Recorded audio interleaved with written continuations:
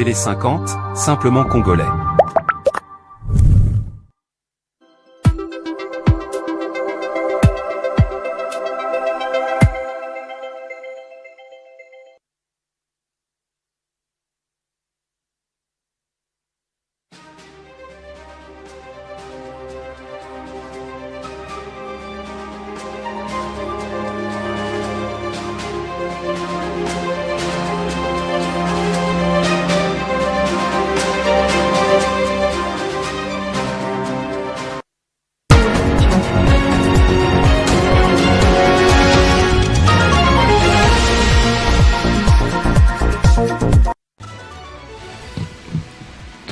Formation inédite des cadres du parti politique AREP. Jean-Marie Kassamba, président de l'UNPC Kinshasa, met son expertise en communication stratégique au service de cette école du parti. Vous découvrirez dans ce journal les contours de ce concept, ainsi que les différents intervenants de cette fin de mois.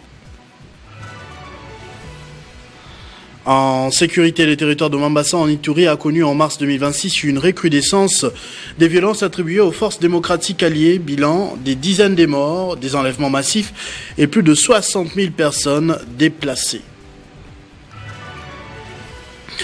Au Mali, 2 jours de deuil national ont été décrétés à la suite du décès du ministre de la Défense, Sadio Kamara, tué dans l'explosion d'un véhicule piégé devant son domicile à Kati. Mesdames et messieurs, bonjour. Selon le Bureau de la coordination des affaires humanitaires des Nations Unies, OCHA, le territoire de Mambasa en Ituri a connu en mars 2026 une recrudescence des violences attribuées aux ADF. Ces attaques ont fait des dizaines de morts, provoqué des enlèvements massifs et entraîné des déplacements de plus de 60 000 personnes. Cette situation a également conduit à la fermeture de plusieurs écoles et structures sanitaires, aggravant une crise humanitaire déjà préoccupante. Le contexte sécuritaire s'est fortement détérioré au cours du mois de mars 2026 sur le territoire de Mambasa, dans la province de l'Ituri, particulièrement dans les zones de santé des Nyanya et des Loloa. Selon le Bureau de la coordination des affaires humanitaires des Nations Unies, OCHA, qui a couvert la période du 1er au 31 mars 2026, une série d'attaques armées contre des civils a fait au moins 87 morts depuis la mi-mars, d'après les autorités locales et les partenaires humanitaires.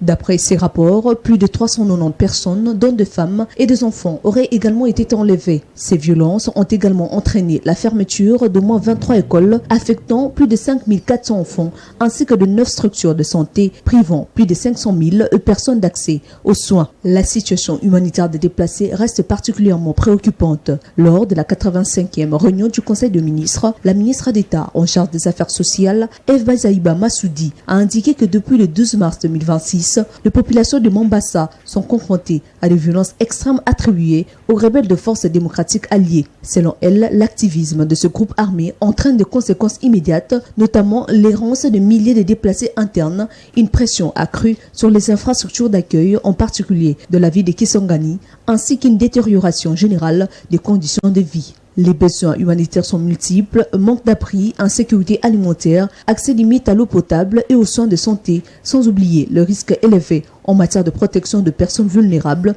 notamment les femmes et les enfants. Face à cette situation critique, le gouvernement de la République démocratique du Congo envisage le déploiement d'une assistance humanitaire d'urgence au profit des populations affectées de Mambasa. Face à la recrudescence hostile aux étrangers en Afrique du Sud, l'ambassade de la RDC appelle ses ressortissants à la vigilance à l'approche du Freedom Day. Des rassemblements à risque sont annoncés, ravivant des inquiétudes au sein de communautés étrangères, notamment congolaises. Depuis quelques jours, des manifestations hostiles aux étrangers refont surface en Afrique du Sud, suscitant l'inquiétude au sein des communautés africaines installées dans le pays. Des incidents ont été signalés dans les villes comme Pretoria et Durban, où certains migrants ont été pris pour cible.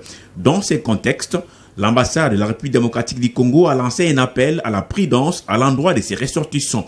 Dans un communiqué, elle évoque des informations faisant état des nouvelles manifestations prévues entre les 27 et les 29 avril, notamment dans la province de Gauteng, une région stratégique qui abrite plusieurs grandes villes du pays.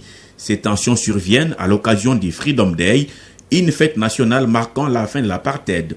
Mais derrière cette commémoration des groupes profitent parfois de la mobilisation pour exprimer leur colère contre les étrangers accusés de prendre des emplois et de peser sur l'économie locale. Pour des Congolais vivant sur place, la situation reste préoccupante, bien qu'aucune attaque massive ne soit officiellement signalée à ce stade contre cette communauté en particulier.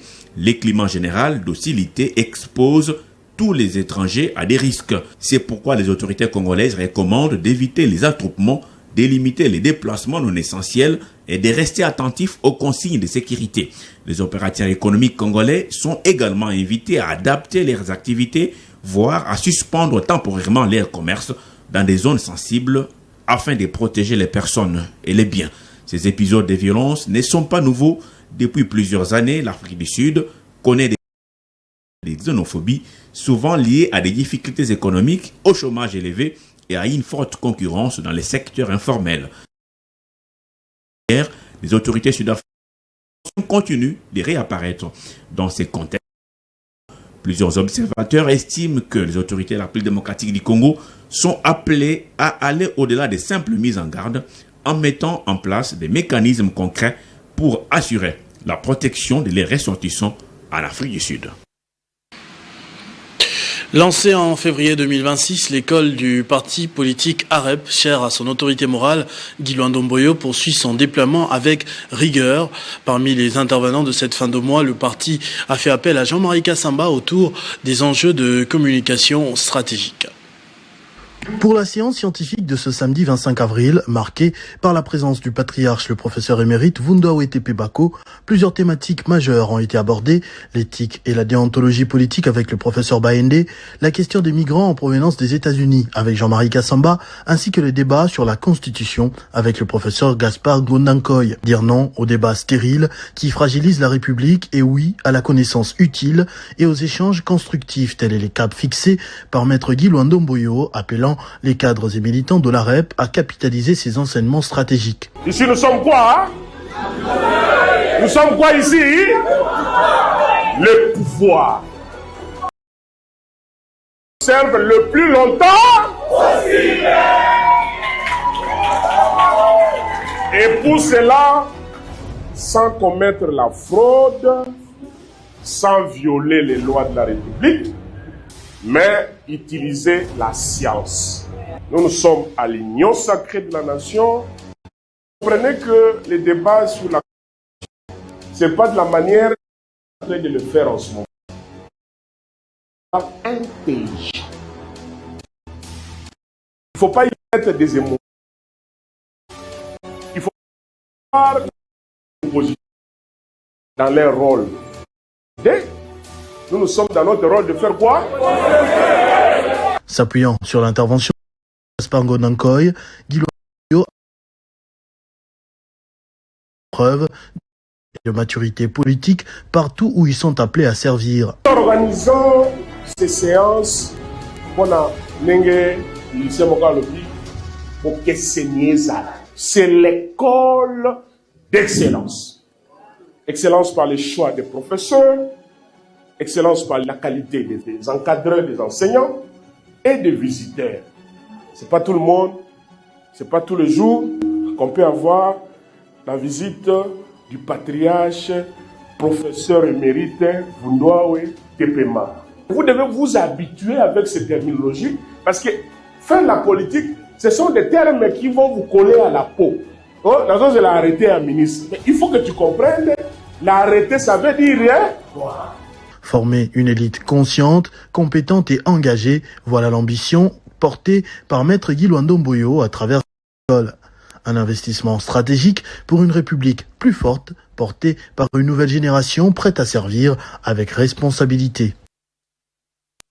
Lutte contre les inondations à Kinshasa sous la supervision du gouverneur de la ville, le projet Topé, en collaboration avec l'ambassade de France en RDC, a conduit une délégation française pour visiter les travaux réalisés dans les quartiers Salongo, Alimete et Abattoir à Massina. La délégation comprenait notamment les députés Alain Taché ainsi que Laure de la Rodière, présidente de l'autorité des régulations des communications électroniques et des postes. Le projet Topetola est toujours en action. Cette visite sur l'état d'avancement des travaux est financée par la France en appui à la vision du chef de l'État Félix-Antoine Tshisekedi au travers du gouverneur Daniel Bomba Lubaki pour la lutte contre les inondations, particulièrement dans les quartiers Salongwa, Limete et le quartier abattoir à Massina, des quartiers traversés par la rivière Ndjili. Les jeunes du quartier ont été faits en relation avec les associations du quartier et dans cette rue, c'est pas simplement une rue que l'Agence française de développement ont contribué à améliorer, c'est aussi l'action collective. Je sais que c'était le souhait aussi du gouverneur Bumba. Très heureux que monsieur l'ambassadeur ait pu nous emmener la réalisation du projet Zola. L'avenir de Kinshasa. Du côté de la ville de Kinshasa, on a noté la présence du coordonnateur de la cellule de développement urbain de Kinshasa, Kisenda, ainsi que des provinciaux des travaux et celui du ministre provincial des PME, ainsi que de la commune de Limete. Aujourd'hui, pour nous qui sommes la ville de Kinshasa, pour que nous puissions, au travers de ces travaux, de tout ce qui se fait ici, que ça soit aussi un exemple pour toute la ville de Kinshasa. Nous voulons vraiment que l'AFD, que la France ne puisse pas se fatiguer à continuer à supporter, à soutenir la population. Et c'est un début, mais notre souhait est que dans ces quartiers puissent être pris en compte aussi. Ce projet Topetola est financé à travers l'Agence française de développement et l'Union européenne. Il porte sur les axes voirie, drainage et la gestion des déchets, principalement dans 2 communes, à savoir Na et Limete. La gouverneure du Lualaba, Fifi Masuka Saini, a présidé le lancement de la première phase du parc solaire de Kamoa Cooper dans le territoire de Muchacha le vendredi 24 avril. Ce projet prévoit une production de 60 MW sur 400 hectares, 10% aux populations locales. Pour l'autorité provinciale, ce projet s'inscrit dans la vision du président Félix Tshisekedi en matière de développement durable.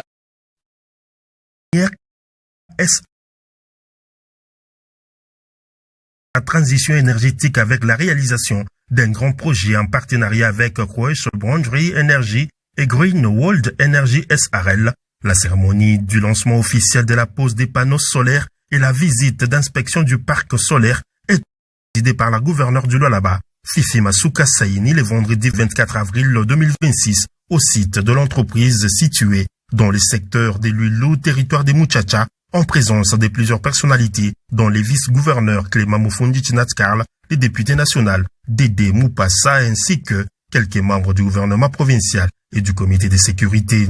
Tom, représentant des Kamoa, a indiqué que ces parcs solaires se positionnent comme une prouesse technologique érigée sur une superficie de 400 hectares et dispose d'une capacité de production de 60 MW en énergie renouvelable couplée à un système de stockage par batterie au lithium destiné à alimenter son complexe minier de cuivre Kamoa-Kakula en courant continu, une première en Afrique centrale. La gouverneure Fifi Masuka Saini a d'emblée salué la vision du chef de l'État en matière de développement durable et de valorisation stratégique des ressources naturelles de la RDC. Ces projets d'envergure constituent une initiative structurante pour notre province. Cette infrastructure figure parmi le plus grand parc solaire dédié au secteur minier. Le gouvernement provincial du Lualaba demeure résolument engagé à créer un environnement propice à l'investissement. Après cette étape protocolaire, la gouverneure Fifi Masuka Saini a procédé à la signature des panneaux, un moment marquant sa détermination à voir ses projets produire les effets attendus. Elle a également été conduite sur les sites où sont installés les panneaux et les batteries pour obtenir une vue d'ensemble du projet, et partout les explications nécessaires lui ont été fournies par les techniciens à pied d'œuvre. Masuka Saini, cette initiative s'inscrit dans une dynamique plus large, celle de faire du Lualaba un pôle d'excellence énergétique et industrielle capable de soutenir son développement tout en réduisant son empreinte carbone. Le parti politique Nojek de Constant Moutamba a tenu un point de presse samedi à Kinshasa. fédéral, Willy Justin Ngongo, a évoqué les incompréhensions liées à la gouvernance du parti dans la capitale, insistant sur la nécessité d'une meilleure coordination entre les... Face au chevalier de la plume, le président de l'interfédéral de Nogek est essentiellement revenu sur les enjeux de l'heure et la vision de cet interfédéral. Ezali nous autour de la vision Mutamba. Preuve Mutamba, mais parti est vision et ont continué. C'est pour dire que nous ne sommes pas liés à la physique qui a constant Mutamba, mais à l'esprit qui a constant Mutamba, pour que, du point de vue national, to kambambo kalolenge esengeli et na kati ya parti to zala organiser na ba fonctionnement nyonso. William Justin Ngongo a également épinglé sur la synergie entre Fédération de Kinshasa dans sa parcelle du pouvoir et la précision des limites de ce pouvoir. To nommer ba mobilisateur au nom ya parti, c'est-à-dire lorsque le parti a un événement, lorsque le parti a une activité, ce sont ces mobilisateurs au baza reconnu na statut wana de bako sala musala de sorte que activités à la réussite. Et to compter les lots 60 mobilisateurs d'abord au baza installés, au baza nommés. Le travail, c'est les maîtres mots au sein du Nogek autour de l'idéologie de Constant Mutamba, autorité morale. Aucune parcelle sans Nogek, c'est l'objectif qui s'est assigné ce parti politique. Le train est déjà en marche avec l'implantation.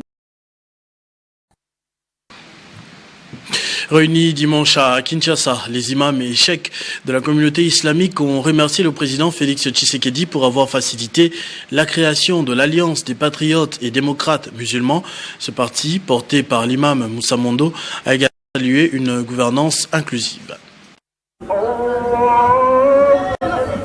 C'est depuis la mosquée Seydane dans la commune populaire de Kimbanseke que les imams et cheikh de la communauté islamique ont choisi de s'exprimer le dimanche 26 avril. Dans une déclaration solennelle, ils ont adressé leur vif remerciement au président de la République Félix Tshisekedi pour avoir accepté la naissance de l'Alliance des patriotes et démocrates musulmans, APDM en sigle, un parti politique porté par l'ancien vice-ministre des hydrocarbures, l'imam Moussa Mondo. Pour ces leaders religieux, le chef de l'État incarne une gouvernance d'inclusion. Il a, selon eux, permis à chaque Congolais de contribuer au développement du pays sans aucune obstruction. Une phrase qui résume l'esprit de leur prise de parole. La communauté islamique a, à ce jour, un parti politique dénommé Alliance des patriotes et démocrates musulmans, en sigle APDM, qui fait partie de l'Union sacrée de la nation après avoir signé la charte de celle-ci. Et par cette même occasion, nous les imams et cheikhs, ensemble avec notre autorité morale, l'imam Moussa Mondo Sadr, remercions une fois de plus le président de la République, son Excellence Félix Antoine Lombo. Et politique et son leader expriment leur gratitude envers le chef de l'État, commandant suprême des forces armées, qualifié de garant du bon fonctionnement des institutions. Au Mali, 2 jours de deuil national ont été décrétés après la mort du ministre de la Défense, Sadio Kamara. Les attaques revendiquées par des groupes djihadistes et rebelles ont également conduit à la prise de Kidal par des indépendantistes après les retraits des autorités maliennes et de l'Afrique. C'est le samedi 25 avril que le pays a été frappé par une série d'attaques coordonnées d'une ampleur rare ces dernières années. Plusieurs villes du pays, dont Bamako, Kati, Gao, Mopti et Kidal, ont été visées presque simultanément par des groupes armés djihadistes et rebelles. Selon plusieurs sources, ces attaques revendiquées par des groupes affiliés à Al-Qaïda et des mouvements indépendantistes marquent une forte montée des tensions dans le pays. Dans le nord du Mali, par exemple, les indépendantistes Touareg, appuyés par des groupes groupes djihadistes ont pris le contrôle total de la ville de Kidal. Les autorités civiles et militaires maliennes ont quitté la zone, tout comme les membres de l'organisation paramilitaire russe Africa Corps à la suite des négociations. Au cours de ces violences, le ministre de la Défense Sadio Kamara a été tué à Kadi dans l'explosion d'un véhicule piégé devant sa résidence, causant également. À la suite de cela, les autorités ont annoncé hier dimanche un deuil national des 2 jours après confirmation des pertes enregistrées lors des attaques du 25 avril. Une situation qui plonge un peu plus le Mali dans l'instabilité et l'incertitude sécuritaire. Les playoffs du championnat national démarrent le 30 avril à Lubumbashi. Cette phase décisive se jouera sur 2 sites, Kinshasa et Lubumbashi. Le point complet de l'actualité sportive du week-end, c'est avec Christian Bokaya qui nous rejoint déjà sur ce plateau pour une fois, très tôt, comme Cédric que je vois derrière lui. Voilà, c'est Cédric qui m'a accompagné un peu plus vite sur le plateau, sachant que j'allais prendre beaucoup de retard. Bonjour à vous, Christopher. Bonjour à tous les téléspectateurs. On est là pour parler sport et revenir sur tout ce qui s'est passé. Des luttes, l'RDC en ce lundi. Les combats sont d'ailleurs en cours et en Égypte où les léopards de la RDC font leur début dans ces championnats d'Afrique des luttes et ce sont bien sûr les cadets qui ont ouvert, on va dire ainsi, le bal avec le style gréco-romain avec les athlètes ici après Trésor Bassampi 48 kg, Josué Mbela 51 kg, Guy Kadiata 60 kg, Merdi Matondo 65 kg, Grady Diwa 71 kg, Guy Kabea 80 kg et Noëlla Madundu 57 kilos. Pour rappel, ce championnat d'Afrique des luttes et associés vont se dérouler à Alexandrie en Égypte du 26 avril au 6 mai 2026. Hélico Cash Ligue 1, les playoffs démarrent le 30 avril. Encore 72 heures pour les démarrages du championnat, on va dire de la phase classique du championnat national et qui va se jouer d'ailleurs sur 2, suivi du montage bien sûr de l'élément avec Hervé Kavoula.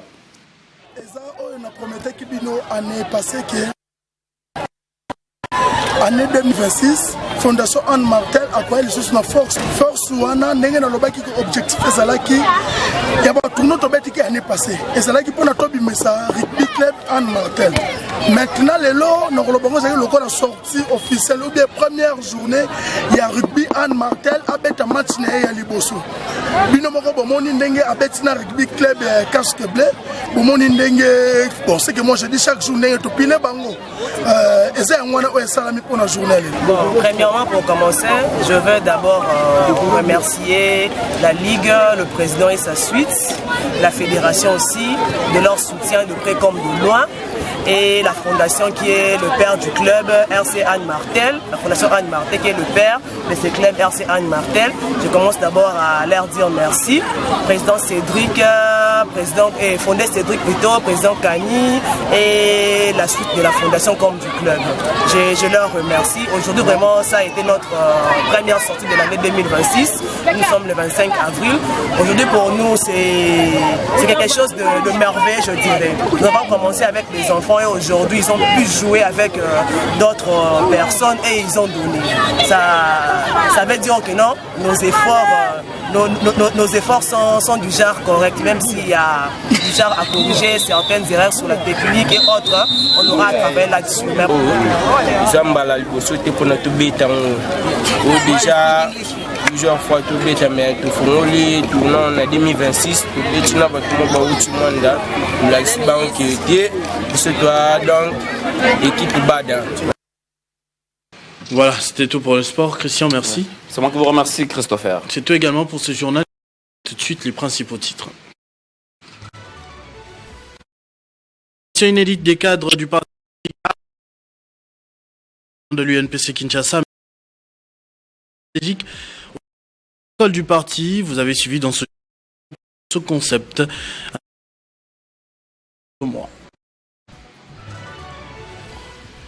En sécurité, le territoire de Mambasa en Ituri a connu en mars 2026 une recrudescence de violences attribuées aux forces démocratiques alliées ADF. Bilan, des dizaines de morts, des enlèvements massifs et plus de 60 000 personnes déplacées.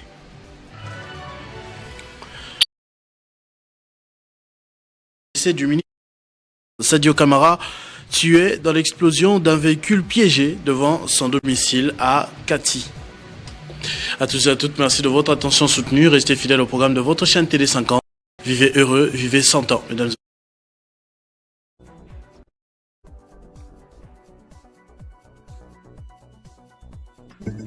Retrouvez toute l'actualité en continu sur www.tele50.cd.